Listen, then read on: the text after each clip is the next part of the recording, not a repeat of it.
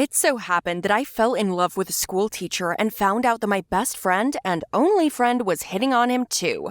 What to do in such a situation? That's right, fight. Hello everyone from Milan. My name is Frederica, and I'll tell you about how I ruined a long-term friendship with my friend Valentina for the sake of her history teacher, Leonardo. I fell in love with a new young teacher instantly, almost from the first minute. Often in the lessons, I caught his eye, but my friend Valentina was ahead of me and said that he had gorgeous eyes too. I decided to remain silent and refrain from commenting, even though it was difficult. Almost a week later, Leo asked me to stay after his last class because I got the lowest grade in my class for my essay. I was so upset, but he came up to me and asked for forgiveness, saying that in fact, the work was amazing. He just couldn't find another reason to be alone. My heart fluttered with excitement. I immediately understood he had feelings for me too, and from that moment, we secretly met in sparsely populated places, sat in his car in the evenings or in the classroom after school. Nevertheless, I told Valentina about us. She scantily congratulated me and smiled.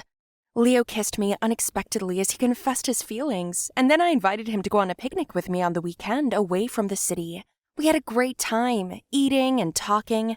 The only embarrassing thing was that he was really distracted by his phone. Someone texted him all the time, but he said it was just work.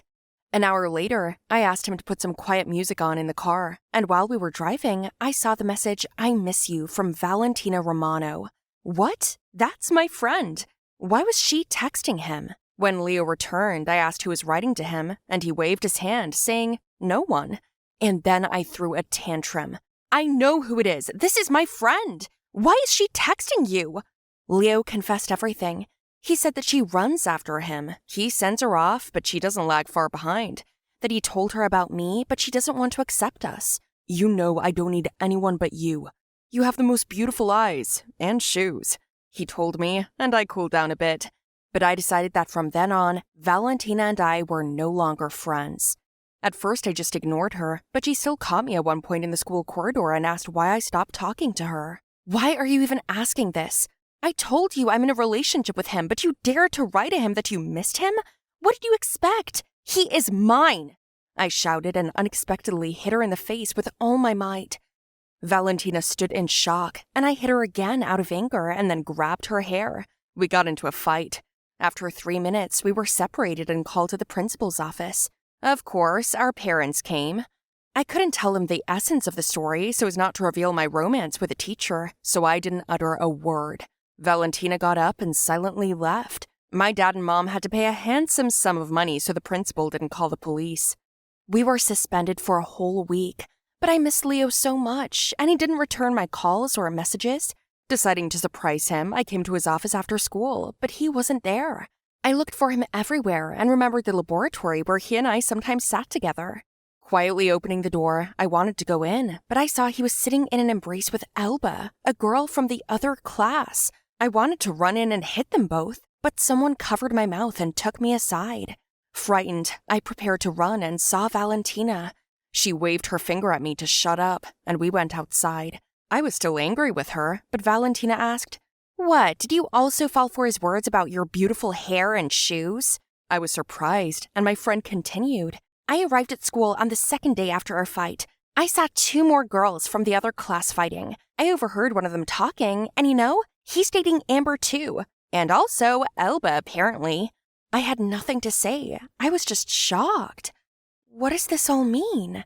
"I don't know, my friend. You know me. I wouldn't take your boyfriend away for anything. You'll see, tomorrow, Elba will fight her friend. Listen, and did your parents leave something for the principal? Gifts or something?" "Yes, money," I answered. Oh no, was it all planned and arranged? I felt so ashamed in front of Valentina, but she came up with a plan. Indeed, the next day, Elba fought with her friend. Then she and her parents were herded into the principal's office. We watched everything on a hidden camera we installed the night before. After the director received the gift, the girls and their parents left, and Leo entered the office. He sat down on a chair and asked, "Mom, aren't you tired of texting me on behalf of the girls? That you miss me? I'm so tired of renaming your contact every time." I got goosebumps after his words. The principal told him that they would soon have a new car and that he should just relax and continue to charm everyone. Well, then Valentina and I distributed the video around school, sent it to the police, and completed this countless fraud. You know, if it weren't for my friend's common sense, who knows what might have happened next? No! Nora, stop! Don't do this, I beg you! My classmates shouted. They begged for mercy, cried, hysterical. Huh, and where are their masks? Where's the coolness they shone with yesterday? I am Nora, and I am the embodiment of revenge. Nothing pleases the soul so much as vengeance. They say revenge is a dish best served cold. I disagree. It could be divided into a light aperitif, then served as a main, and then for dessert too. That's exactly what I'm doing right now. Ask why my classmates are sitting, bound together, 4 in the snow. One end of the rope is tied to them, the other to the car, and I step on the gas. But for now, the car ain't moving. Until… I don't have friends. I was called sullen at school because I almost never smile at people. And why would I, if all around is hypocrisy and bile? Kevin, Diana, Tyler, and Sophie, a bunch of super friends in whose company they don't accept anyone else, considering their friendship to be the most authentic, the most faithful. This is an elite group from obscenely wealthy families. I too was born in diamonds, but I chose a different path. I don't care for dirt and slippery relationships, and there's too much in common between these 4 morons. On that day, they dared to encroach on my personal space.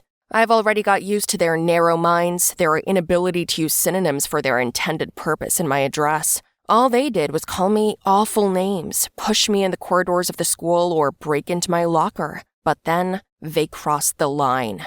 The only living creature in my life that I loved was my white rat, Zubek. I myself stole her from my uncle's laboratory, saving her from experiments. No one dared to touch her. I carried her with me, including at school. And that day, I'd found her with a terrible allergic reaction in my locker. One of those 4 gave her a citrus peel. She went into anaphylactic shock. Luckily, the veterinarian wasn't far away. I managed to run there and leave Zubik with her. I wasn't allowed into the office, but I realized this was the end. The doctor knew me well, and that I loved Zubik. After a couple of minutes, there was silence in the office. I didn't wait for the unfortunate news. I just decided to kill that nasty foursome. Tyler first. I stole the phone of Miss Mells, our math teacher, and texted him to go to the school parking lot to pass on something. I sent Diana a message about a cosmetic sale on behalf of her favorite brand. Sophie came with her after school, and Kevin was the dumbest. So I just walked up to him and told him to come to the parking lot after school, and he didn't even ask why. When everyone was assembled, they laughed at the sight of me. What? You don't want to send messages? What for? What, ugly? You decided to tell us something important, they said through their laughter. Then I took out a pepper spray and blinded them properly.